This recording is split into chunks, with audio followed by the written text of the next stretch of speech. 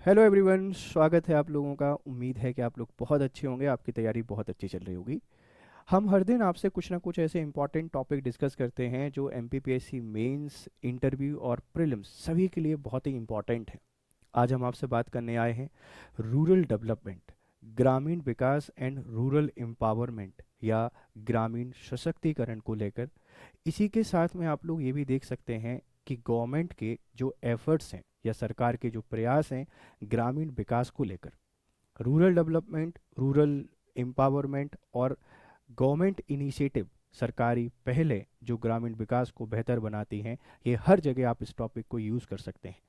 कहाँ पे लिखोगे? एमपीपीएससी मेंस पेपर 2 इकोनॉमी वाला जो सेगमेंट है वहाँ पे इंडियन इकोनॉमी में लिखा जा सकता है, एमपी इकोनॉमी में लिखा जा सकता है, या जो सोसाइटी वाला टॉपिक है जिसे आप लोग सोशियोलॉजी के नाम से जानते हैं, वहाँ ग्रामीण विकास को लेकर सरकार के जो सरकारी प्रयास हैं, आप उनमें इस टॉपिक को लिख पाओगे। बहुत ही इंपॉर्टेंट टॉपिक है एमपीपीएससी मेंस की दृष्टि से। और अगर आप ऐसे लिख रहे हैं जो रूरल डेवलपमेंट से रिलेटेड है, तो वहाँ इस इनिशिएटिव को लिख के आ सकते हैं। ये है क्या? मुख्यमंत्री वृंदावन ग्राम योजना। मध्य प्रदेश जो सरकार है, इस मध्य प्रदेश सरकार के द्वारा एक इनिशिएटिव लॉन्च किया गया है, एक स्कीम लॉन्च की गई है जिसको हम मुख्यमंत्री वृंदावन ग्राम के नाम से जान रहे हैं। वृंदावन का जो नाम है, आप उसी से समझ सकते हैं कि इसका मीनिंग क्या है, इसका एसेंस क्या है। हमारे जो गांव हैं उनको विकसित बनाना है, उसको सक्षम बनाना है। कैसे बनाएंगे, पूरी कहानी आपसे डिस्कस करते हैं। चलिए समझने की कोशिश करते हैं। ठीक है। मुख्यमंत्री वृंदावन ग्राम योजना, आप इस पोस्टर को देखिए। मोहन यादव सरकार, फैसले असरदार। मुख्यमंत्री वृंदावन ग्राम योजना है, प्रत्येक विकास खंड में विकसित होगा एक वृंदावन ग्राम, और 100 करोड़ रुपए का बजट इसके लिए दिया गया है। 2025 और 26 का जो बजट है उसमें हर एक विकास खंड में एक गांव बनेगा जो वृंदावन गांव के नाम से जाना जाएगा। तो पहला जो फैक्टर है, वो पहला जो पॉइंट है, वो यही है कि हर गांव में या हर विकास खंड में एक गांव बनाना है जो वृंदावन गांव के नाम से जाना जाएगा। 2025-26 में इसके लिए कितना बजट है? 100 करोड़ का बजट दिया गया है। क्या है, अब इसको समझने की कोशिश करते हैं। देखो भाई, राजस्व अभिलेखों का अद्यतन करना, टू अपडेट रेवेन्यू रिकॉर्ड्स। पहला चीज क्या है कि राजस्व अभिलेखों को अद्यतन करना है, रेवेन्यू रिकॉर्ड को अपलोड करना है, जिसके कारण बहुत सारी समस्याएं होती हैं। जमीनी विवाद या जो लैंड डिस्प्यूट है, उसके पीछे रीजन यही है कि हमारे रिकॉर्ड बहुत पुराने हैं, कोई भी डेटा नया नहीं है, तो उसको अपडेट करना है, उसको अपग्रेड करना है। पहला इसके अंतर्गत काम ये है। 100% समग्र ई केवाईसी सुनिश्चित करना, टू इंश्योर 100% समग्र e KYC of rural rural resident. आप सबको पता है कि सरकार ने आजकल सरकारी सुविधाओं का लाभ लेने के लिए ई केवाईसी या समग्र आईडी को अनिवार्य कर दिया है। समग्र आईडी आपकी एक पहचान पत्र होता है जिसमें आपकी सारी इंफॉर्मेशन रहती है जो जानना जरूरी है सरकार के लिए। उसको 100% करना है, 100% के लक्ष्य तक उसको पहुंचाना है। ध्यान रखिएगा। ग्रामीण पर्यटन को बढ़ावा देने हेतु होम स्टे सुविधा, ये होम स्टे सर्विस है, ये स्कीम में आपसे पहले भी डिस्कस कर चुका हूं। To promote rural tourism through home stay models.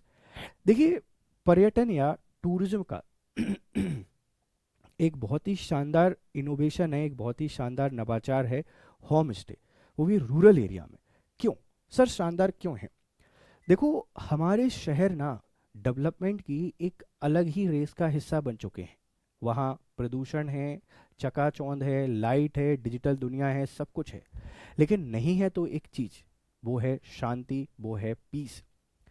ये सब हमको कहाँ मिल सकता है? ये गांव में मिलेगा। अभी हमारा टूरिज्म चल रहा था इंफ्रास्ट्रक्चर की ओर। अब टूरिज्म के लिए बेसिक चीज़ें चाहिए। एक तो रोड कनेक्टिविटी चाहिए, इलेक्ट्रिसिटी चाहिए, वाटर चाहिए। लेकिन जो हाउसेस हैं वो मड हाउसेस हों, वो गांव के जो घर हैं वही घर हों, उनमें बेसिक फैसिलिटी जैसे बेड है, अच्छे वॉशरूम है, पानी की व्यवस्था, ये सब अगर प्रोवाइड करा दें तो होम स्टे को बेहतर बनाया जा सकता है और टूरिज्म को इन्हांस किया जा सकता है। तो होम स्टे पर्यटन को बढ़ावा देना है। ग्राम की कला एवं शिल्प को प्रोत्साहित करने हेतु हस्तशिल्प कला केंद्र की स्थापना। जो भी हमारा रूरल आर्ट है, establish handicraft centre promoting village arts and craft. कोई भी गांव है, उनकी अपनी कला है, उनके अपने हस्तशिल्प कला है। अगर आपने सेंटर बना दिए, क्राफ्ट सेंटर बना दिए, वहाँ लोगों को ट्रेनिंग दे दी, रॉ मटेरियल प्रोवाइड करा दिया, वो गांव का जो हैंडीक्राफ्ट है अगर वो प्रोडक्शन होने लगा, और अगर होम स्टे टूरिज्म चलने लगता है या पर्यटक गांव गांव जाने लगते हैं, तो इसके कितने सारे फायदे होंगे। एक तो टूरिज्म बढ़ेगा, इसी के साथ में जो आर्ट है वो बढ़ेगा, इससे एम्प्लॉयमेंट आएगा, इससे एम्पावरमेंट आएगा, अनएम्प्लॉयमेंट दूर होगा, हंगर दूर होगा, सोशल इक्वलिटी आएगी, सब कुछ आप इसके थ्रू कर सकते हैं। तो हमको क्या करना है, सिर्फ कला केंद्रों की स्थापना करना है, शालाओं आंगनबाड़ियों में बच्चों के लिए पौष्टिक भोजन उपलब्ध कराना है ना, nutrient food availability in anganwadi and school for children, ये सारे काम इसके अंतर्गत किए जाएंगे, वृंदावन ग्राम योजना के अंतर्गत। ध्यान रखिएगा आगे क्या है, अतिक्रमण मुक्त ग्रामों का विकास करना, जो क्रिएट एनक्रोचमेंट फ्री विलेजेस, ग्राम की स्पेशल प्लानिंग सुनिश्चित करना, to implement special planning of structured village development. इस बात को ध्यान रखना, गांव हमारे बिखरे बिखरे रहते हैं, बेतरतीब बसे होते हैं, वहाँ बहुत सारी ज़मीन है जिसका उपयोग हो सकता है, जिसका उपयोग सब्जी की खेती करने हो सकता है, जिसका उपयोग आप जो बगिया होती है वो लगाने के लिए कर सकते हैं, पशुपालन के लिए कर सकते हैं, लेकिन वो ऐसी ही पड़ी रहती है। तो प्लानिंग करके गांव को बसाया जाएगा, जिसमें स्टेडियम बनाए जा सकते हैं, जिसमें पार्क बनाया जा सकता है, जहाँ थोड़ा सा मार्केट बनाया जा सकता है, बेसिक चीज़ें डेवलप करने के लिए प्रॉपर प्लानिंग की जाएगी गाँव की। ध्यान रखिएगा चयन के मापदंड क्या है, सिलेक्शन क्राइटेरिया क्या है, ग्राम की न्यूनतम जनसंख्या 2000 होनी चाहिए, गौवंश की न्यूनतम संख्या 500 होनी चाहिए। तो ऐसे गांवों को हम बनाएंगे वृंदावन गांव, जहां मिनिमम पॉपुलेशन 2000 होगी और गौवंश होना चाहिए 500। वृंदावन का मतलब क्या है, agricultural, rural and animal husbandry को एम्पावर करना, पशुपालन को बढ़ावा देना, पशुपालन के साथ में उसके जो प्रोडक्ट हैं इनको प्रोसीड करना, कृषि उत्पादन को बढ़ावा देना, ये सारे काम इसके अंतर्गत किए जाएंगे। तो इसका क्राइटेरिया क्या है, ये क्राइटेरिया है। तो वृंदावन ग्राम स्कीम है, और वृंदावन ग्राम स्कीम किसकी है, मध्य प्रदेश सरकार की है। पर्पस इसका क्या है कि हर एक विकास खंड के अंदर हमको एक एक वृंदावन गांव बनाना है। इसके क्राइटेरिया क्या है, यहाँ पर सरकार क्या करने वाली है, सब कुछ आपको देखने को मिल जाएगा। इसका फायदा क्या होगा, इसके ढेर सारे फायदे हैं, जैसे रूरल डेवलपमेंट होगा, ग्रामीण विकास होगा, रूरल एम्पावरमेंट होगा, ग्रामीण सशक्तिकरण होगा, सोशल जस्टिस को इंश्योर कर पाएंगे, सामाजिक विकास को हम सुनिश्चित कर पाएंगे, जो डिफरेंस है between urban and rural life उसको भी हम लोग खत्म कर पाएंगे, और इसी के साथ में पर्यावरण संरक्षण को बढ़ावा भी मिलेगा। तो वृंदावन गांव स्कीम एक मास्टर स्ट्रोक हो सकता है रूरल डेवलपमेंट को लेकर। अभी ये पायलट प्रोजेक्ट है, फिर धीरे धीरे धीरे इसका विस्तार हर एक गांव में किया जाएगा। अगर ये इफेक्टिवली वर्क करता है तो ये बहुत ही अच्छी चीज़ है, और इसके पॉजिटिव आउटकम हमको देखने को मिलेंगे। तो मुझे पूरी उम्मीद है ये जो हम आपसे डिस्कस करते हैं सब कुछ आपको समझ में आता होगा। कोशिश कीजिए और इनको शेयर करें, कोशिश कीजिए अपने वैल्यूबल फीडबैक हमको ज़रूर दें।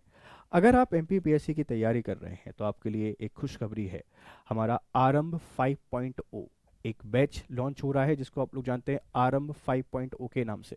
इसकी शुरुआत हो रही है 7 जुलाई से, जो 7 जुलाई है वहाँ से इसकी शुरुआत हो रही है। और एक कोड आपको याद रखना है, GS लाइव। अगर GS लाइव कोड को यूज़ करते हैं तो कोर्स आपको 11,999 रुपये मिल जाएगा। बैच स्टार्टिंग ऑन 7 जुलाई 2025। 7 जुलाई से बैच की शुरुआत हो रही है, आप इसका हिस्सा बने और आपकी प्रिपरेशन 2026 और 27 की हमारे साथ कीजिए और बेहतर तरीके से पढ़िए, ठीक है। और अगर आप मुझसे जुड़ना चाहते हैं तो जुड़ने के लिए ये मेरा टेलीग्राम चैनल है, यहाँ आ जाइए। यहाँ आपको PDF मिलते हैं, PDF, और PDF के साथ में जो भी अपडेट है वो अपडेट आपको मिल जाती है, सारी अपडेट भी यहाँ मिलती है, ठीक है। चलिए फिर करते हैं आपसे मुलाकात, तब तक आप लोग खुश रहें, मस्त रहें, बढ़िया तरीके से पढ़ते रहें। Have a nice time, good day to all.